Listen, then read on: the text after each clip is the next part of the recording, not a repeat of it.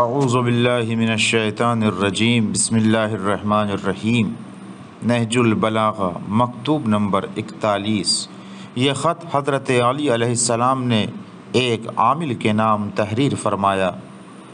فرماتے ہیں کہ میں نے تمہیں اپنی امانت میں شریک کیا تھا اور تمہیں اپنا بالکل مخصوص آدمی قرار دیا تھا، اور تم سے زیادہ ہمدردی، مددگاری اور امانت داری کے لحاظ سے میرے قوم و قبیلے میں میرے بھروسے کا کوئی آدمی نہ تھا۔ لیکن جب تم نے دیکھا کہ زمانہ تمہارے چچا زاد بھائی کے خلاف حملہ آور ہے اور دشمن بپھرا ہوا ہے، امانتیں لٹ رہی ہیں اور امت بے راہ اور منتشر و پراگندہ ہو چکی ہے، تو تم نے بھی اپنے ابن عم سے رخ موڑ لیا اور ساتھ چھوڑ دینے والوں کے ساتھ تم نے بھی ساتھ چھوڑ دیا، اور خیانت کرنے والوں میں داخل ہو کر تم بھی خائن ہو گئے۔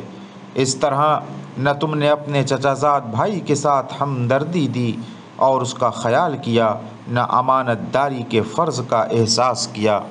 گویا اپنے جہاد سے تمہارا مدعا خدا کی رضامندی نہ تھا، اور گویا تم اپنے پروردگار کی طرف سے کوئی روشن دلیل نہ رکھتے تھے، اور اس امت کے ساتھ اس کی دنیا بٹورنے کے لیے چال چل رہے تھے، اور اس کا مال چھین لینے کے لیے غفلت کا موقع تاک رہے تھے۔ چنانچہ جب امت کے مال میں بھرپور خیانت کرنے کا موقع تمہیں ملا تو جھٹ سے دھاوا بول دیا اور جلدی سے کود پڑے، اور جتنا بن پڑا اس مال پر جو بیواؤں اور یتیموں کے لیے محفوظ رکھا گیا تھا، یوں جھپٹ پڑے جس طرح پھرتیلا بھیڑیا زخمی اور لاچار بکری کو اچک لیتا ہے، اور تم نے بڑی خوش اسے حجاز روانہ کر دیا، اور اسے لے جانے میں گناہ کا احساس تمہارے لیے سد راہ نہ ہوا۔ خدا تمہارے دشمنوں کا برا کرے، گویا تمہارے ماں باپ کا ترکہ تھا جسے لے کر تم اپنے گھر واپس روانہ ہو گئے۔ اللہ اکبر! کیا تمہارا قیامت پر ایمان نہیں؟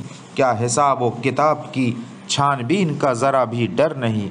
اے وہ شخص کہ جسے ہم ہوش مندوں میں شمار کرتے تھے، کیوں کر وہ کھانا اور پینا تمہیں خوشگوار معلوم ہوتا ہے، جس کے متعلق جانتے ہو کہ حرام کھا رہے ہو اور حرام پی رہے ہو۔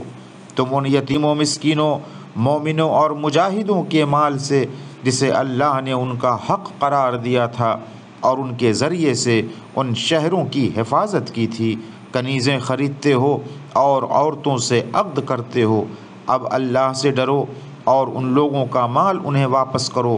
اگر تم نے ایسا نہ کیا اور پھر اللہ نے مجھے تم پر قابو دے دیا تو میں تمہارے بارے میں اللہ کے سامنے اپنے کو سرخرو کروں گا، اور اپنی اس تلوار سے تمہیں ضرب لگاؤں گا کہ جس کا وار میں نے جس کسی پر بھی لگایا وہ سیدھا دوزخ میں گیا۔ خدا کی قسم، اگر حسن و حسین بھی وہ کرتے جو تم نے کیا ہے تو میں ان سے بھی کوئی رعایت نہ کرتا، اور نہ وہ مجھ سے اپنی کوئی خواہش منوا سکتے، یہاں تک کہ میں ان سے حق کو پلٹا لیتا اور ان کے ظلم سے پیدا ہونے والے غلط نتائج کو مٹا دیتا۔ میں رب العالمین کی قسم کھاتا ہوں کہ میرے لیے یہ کوئی دل خوش کرنے والی بات نہ تھی کہ وہ مال جو تم نے ہتھیا لیا میرے لیے حلال ہوتا، اور میں اسے بعد والوں کے لیے بطور ترکہ چھوڑ جاتا۔ ذرا سنبھلو اور سمجھو کہ تم عمر کی آخری حد تک پہنچ چکے ہو اور مٹی کے نیچے سونپ دیے گئے ہو، اور تمہارے تمام اعمال تمہارے سامنے پیش ہیں، اس مقام پر کہ جہاں ظالم واہ حسرتا کی صدا بلند کرتا ہوگا اور عمر کو برباد کرنے والے دنیا کی طرف پلٹنے کی آرزو کر رہے ہوں گے، حالانکہ اب گریز کا کوئی موقع نہ ہوگا۔ وآخر دعوانا ان الحمد للہ رب العالمین۔